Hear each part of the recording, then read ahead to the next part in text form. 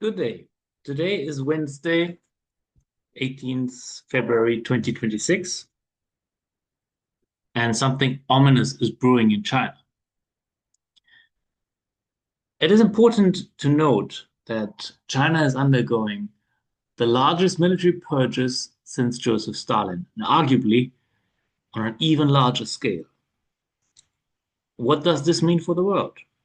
It is very important to understand that really what's going on in the second largest economy and arguably the largest competitor to great power politics and superpower status of the United States is very important to understand what's going on in there. And in the Western media, we tend to overlook the true proportions of what's going on there. And so in this video, we're going to delve into the true extent of the military purges in China, comparing them to the purges in Soviet Russia in the 1930s. And also, we ask why? Why is it happening? What is Xi Jinping, the president of China, trying to do and to achieve? And thirdly, and finally, we will contemplate the consequences of such actions. All of this in comparison to the purges that we've once had in history, which is obviously uh, the example of Stalin's purges in the 1930s. If you liked this video, make sure to tick the like button and hit subscribe. So first of all, what is the true extent of the military purges that are going on in China so far? I say going on because it is already an extended process, having started in 2023 with the first sackings and expulsions of generals of the strategic rocket forces in China, and also in the Department for Equipment and procurement, where several officials have been sacked on the charges of corruption. And these sackings and impulsions and arrests have steadily continued since 2023. And now, 3 years into the process, we have basically a decapitated military in China. And this is very comparable to what Stalin did in the 1930s. He also did a multi-year purge of not only the army but also the party, the Communist Party at the time, and broader society. But we're all going to focus on the Red Army. So at the end of the process, 3 out of the 5 marshals of the Soviet Union had been arrested and liquidated. The 5 marshals of the Soviet Union at the time were the highest ranking officers of the Soviet Union. And the tier below them, the full generals and admirals, 24 in total, they also took heavy casualties, meaning that by the end of the purges, 21 of them, so basically 7 out of 8, had been liquidated. The charges, espionage, sabotage, collaboration with the enemies, the fascist enemies from abroad. That was the propaganda at the time. And it is also important to note that what was the Red Army officer corps looking like at the time? These were officers who had already been serving 20 years in the Red Army, coming out of the Russian Civil War, and having made a name for themselves.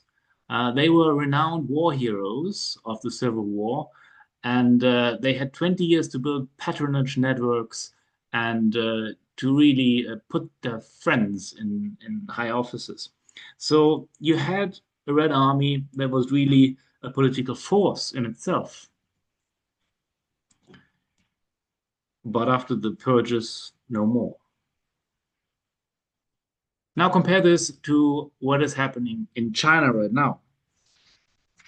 So China is like the Soviet Union back in the day, ruled by the Communist Party. And the Communist Party is the sovereign in China, so to speak. So the army reports directly to the party, not to the country, not to the people, but to the party. And the highest committee that commands the People Liberations Army of China is the Central Military Commission. It consists of 7 members, and these 7 members are elected at every party congress every 5 years. So the last party congress, the 20th party congress, was held in 2022, and the 7 members were elected to head the Central Military Commission. One of them, the head of this commission, is obviously Xi Jinping, the president, the party chairman, and the head of the army in his function as the head of the Central Military Commission.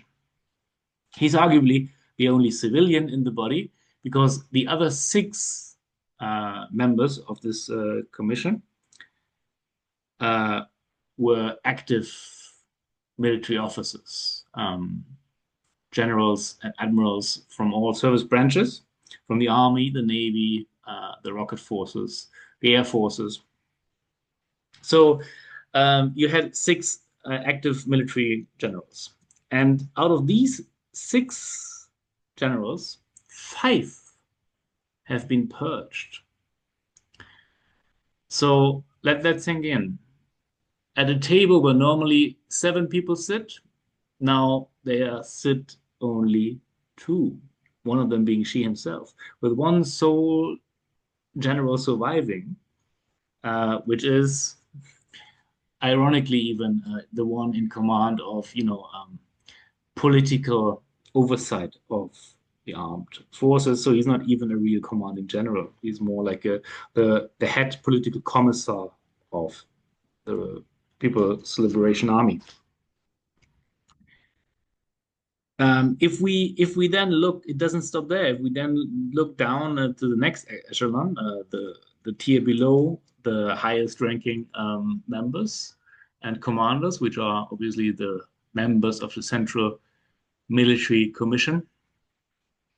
Then you have the full generals and admirals, and you have obviously the heads of the service branches, the general staff, the 5 theater commanders, academy supervisors and presidents. So all the highest brass of the People's Liberation Army.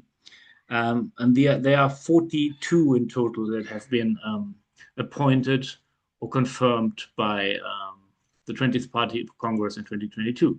So since then, of these 42, 38 have been purged, meaning they have been retired, expelled, sacked, arrested, or even disappeared. So nobody knows where they are. Some have reportedly committed suicide, others are under investigation. And only 4 of these 42 initial full generals are still in office. So that's a whopping 91% of all the highest ranking officers in the Chinese armed forces have been removed. So if we compare this, you have the Stalinist purges at the highest level, a 60% purge rate, 3 out of 5 marshals. In China, you have an 83% purge rate, meaning 5 out of 6 were military members, not counting Xi, military members of the Central Military Commission have been purged. And also in the second tier, like the second most high-ranking military officials, there are also the ongoing purges in China have already exceeded the levels seen in the Soviet Union back in the 1930s. So in the Soviet Union, you had an overall purge rate of 87.5%, and in China, you're already approaching 91%. Still counting because the purges are not officially over yet. We will see how long this will go on. And the second question that we really have to ask ourselves now, having reviewed the true extent of what's going on in China, meaning that really the entire Chinese People's Liberation Army is leaderless right now. There's no effective chain of command anymore. People are just not really ready to yeah to offer guidance and issue orders from the top to the bottom because they're really like the top commanders. They're all gone really. So what does it mean? What does that mean? And why is it being conducted? So back in the 30s, returning to Stalin's example,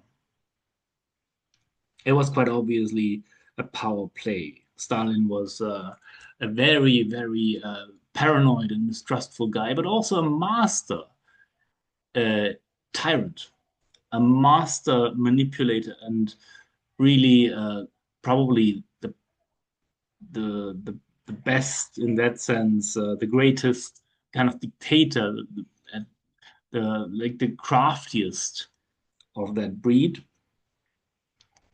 in history, because he really understood how power worked and where to look for potential competitors, potential threats to his rule, and how to take them out, basically. And he purged basically everyone in his even closest environs, so even family members and personal friends, uh, well, have been liquidated throughout his rule.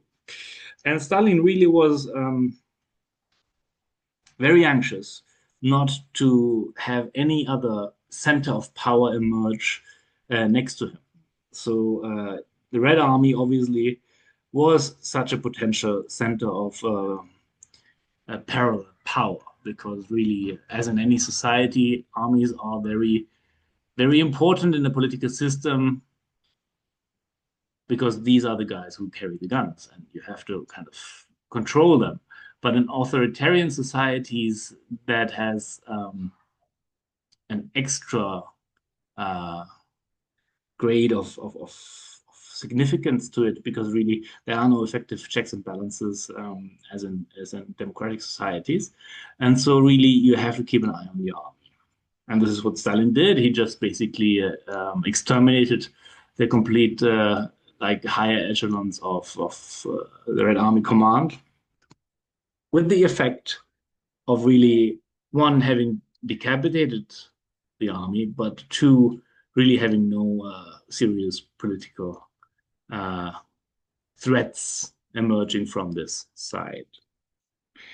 And it stands to reason that really she, in our times, is motivated by the same playbook.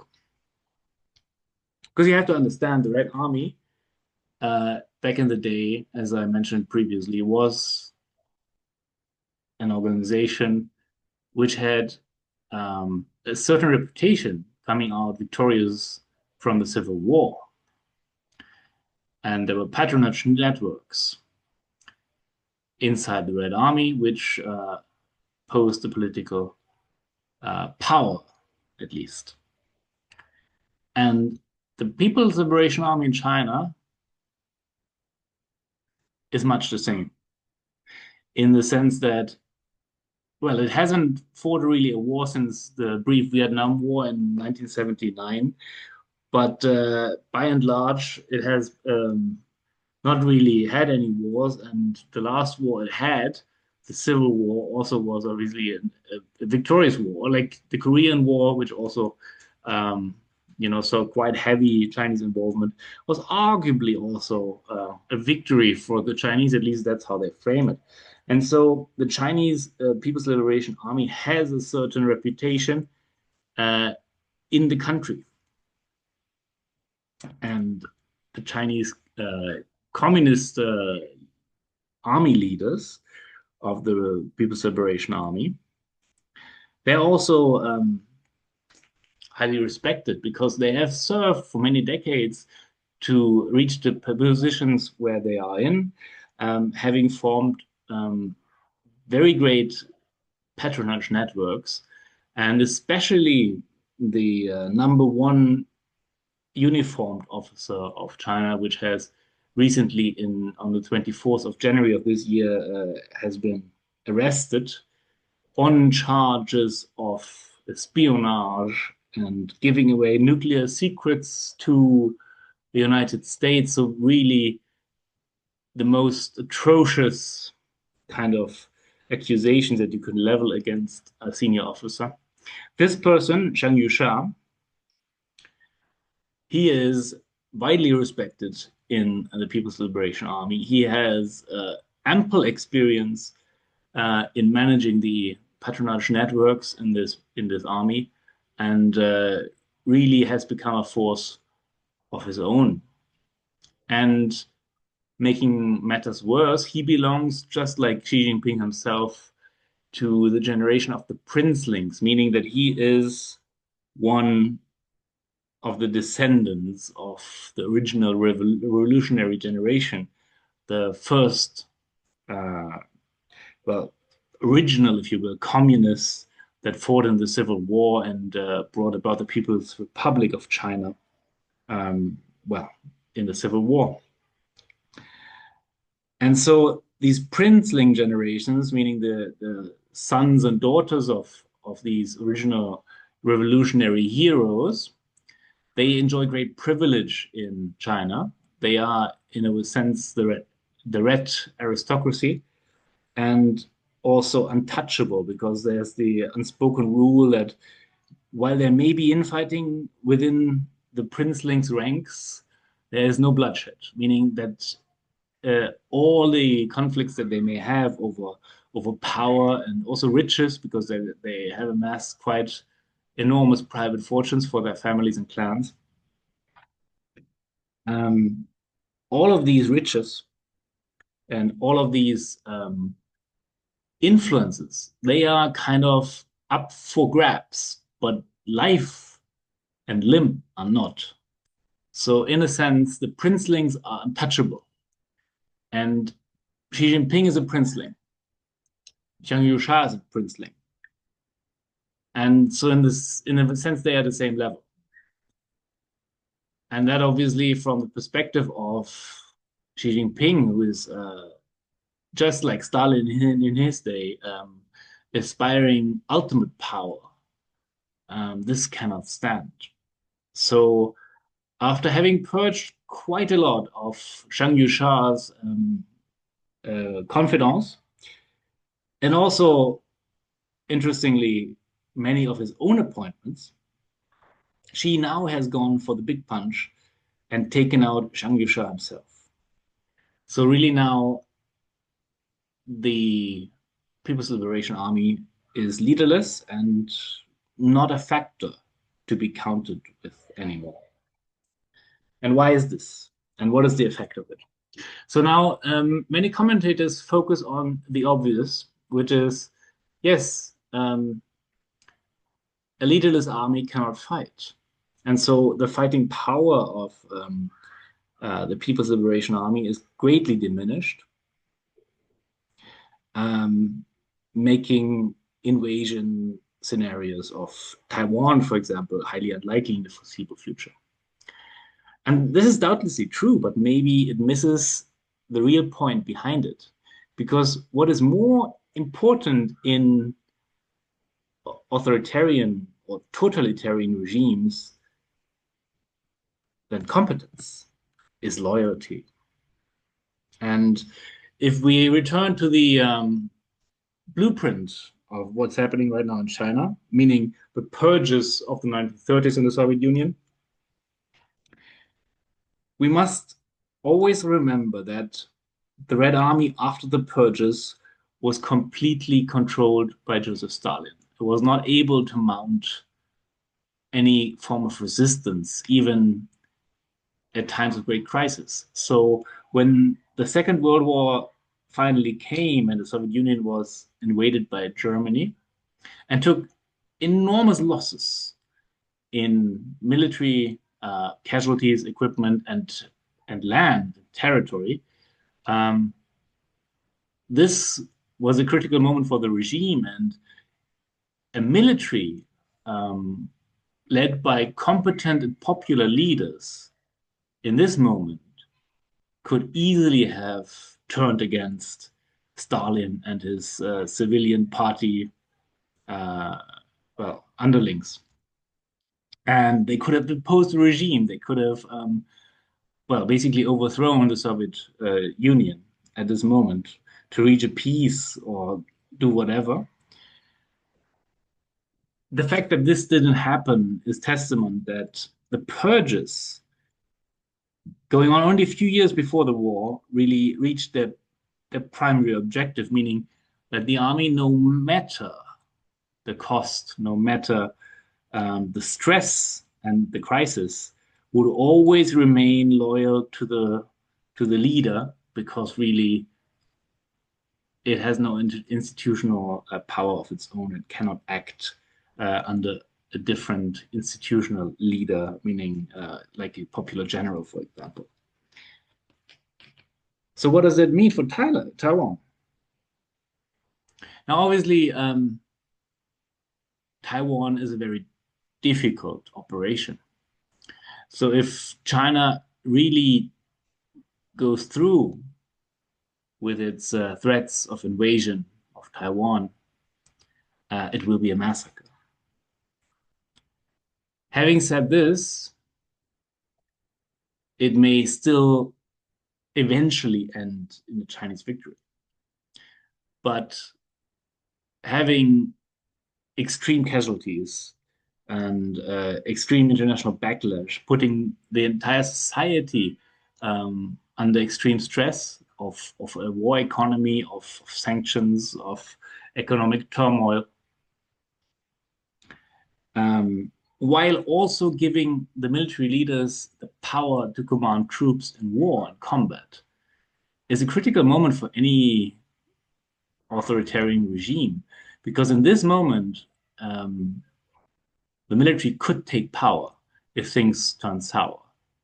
If, of course, the military is leaderless, meaning that all the generals that that could have mounted such an alternative attack have been removed, well, then what's there to do for the army? The army has to obey. There's nothing else to do. And so, if we think about that, something ominous is brewing in China because Xi is keeping his options open. Um, if war is coming, China will be prepared. If you like this video, please check out my next video on Putin and the situation in the war in Ukraine as it stands in January, February 2026. Thank you very much.